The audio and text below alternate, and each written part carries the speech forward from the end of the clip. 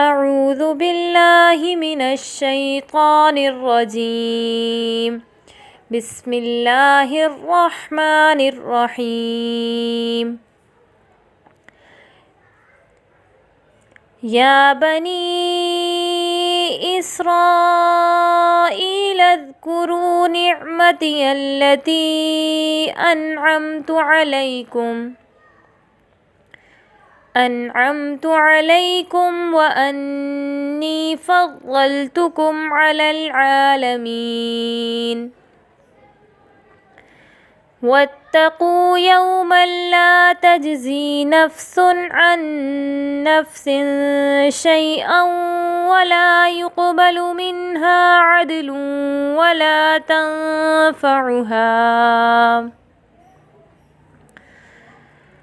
ولا تنفعها شفاعة ولا هم ينصرون. وإذ ابتلى إبراهيم ربه بكلمات فأتمهن قال إني جاعلك للناس إماما قال ومن ذريتي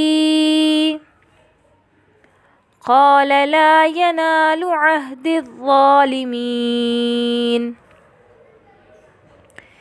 وإذ جعلنا البيت مثابة للناس وأمنا واتخذوا من مقام إبراهيم مصلى وعهدنا إلى إبراهيم وإسماعيل أن طهر بيتي للطائفين والعاكفين والركع السجود. وإذ قال إبراهيم رب اجعل هذا بلدا آمنا وارزق أهله من الثمرات من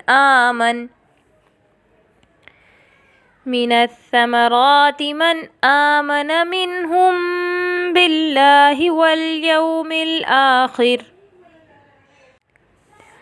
قال ومن كفر فأمتعه قليلا ثم أضطره إلى عذاب النار وبئس المصير.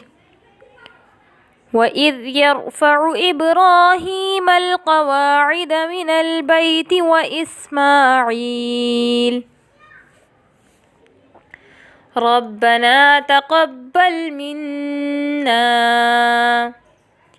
إنك أنت السميع العليم. ربنا واجعلنا مسلمين لك ومن ذريتنا أمة مسلمة لك وأرنا مناسكنا وتب علينا إنك أنت التواب الرحيم. ربنا وابعث فيهم رسولا منهم يتلو عليهم آياتك ويعلمهم الكتاب والحكمة ويزكيهم إنك أنت العزيز الحكيم. صدق الله العظيم.